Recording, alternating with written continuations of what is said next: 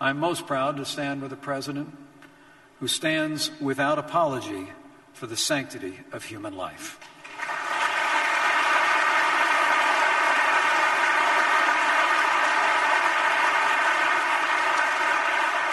Since day one of this administration, President Donald Trump has been keeping his promise to defend the unborn. And under this president's leadership, and with your support, life is winning in America again. Life is winning through the steady advance of science that illuminates when life really begins. Life is winning through the generosity of millions of adoptive families who open their hearts and their homes to children in need. And life is winning through the compassion of caregivers and volunteers at crisis pregnancy centers and faith-based organizations like Focus on the Family that provide support for women in cities and towns all across this country. Life is winning in America, in a word, because of all of you who've supported a president and a Congress and the policies that uphold the sanctity of life. You know, this president's been keeping his word since the first day of this administration to stand for the right to life. From the outset of this administration, the president said that he would appoint justices to our Supreme Court and federal judges who would uphold the God-given liberties enshrined in our Constitution. And he's done that, starting with our newest justice to the Supreme Court of the United States, Justice Neil Gorsuch.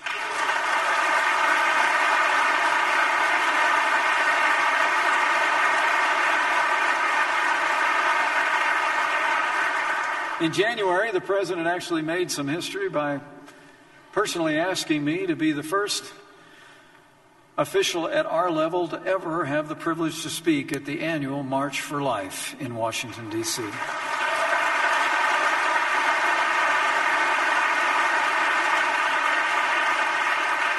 And the president asked me to go. I said that at the beginning of my speech, Jim, but it really did happen.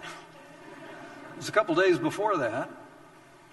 We were looking at the course of the week, and Prime Minister May was coming to the White House that day. It was going to be a busy day, a very important foreign policy discussions, and they were trying to figure out whether the president could make the customary phone call to the March for Life to break away from those important bilateral discussions.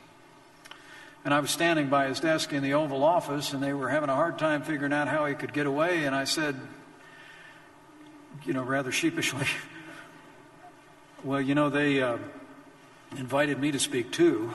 And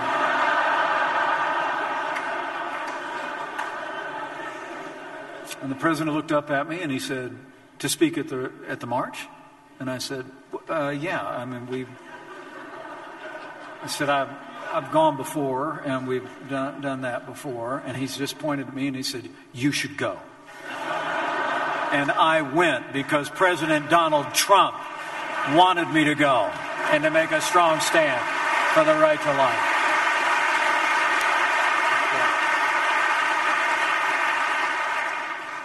In fact, beyond that, one of his very first acts in Congress, this president reinstated the Mexico City policy to keep taxpayer funding out of organizations that perform or promote abortion around the world. And he even expanded that policy to cover $9 billion in foreign aid. And this president has eliminated U.S. funding for the United Nations Population Fund because American taxpayers should never have to support abortion in China or anywhere else.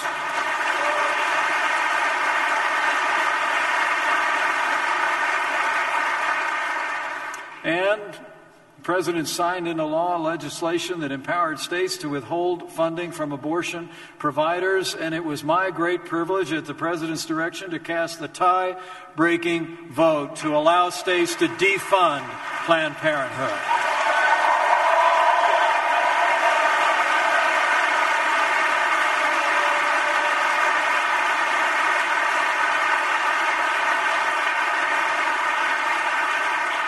And later this summer, when we repeal and replace Obamacare, we're going to defund Planned Parenthood once and for all.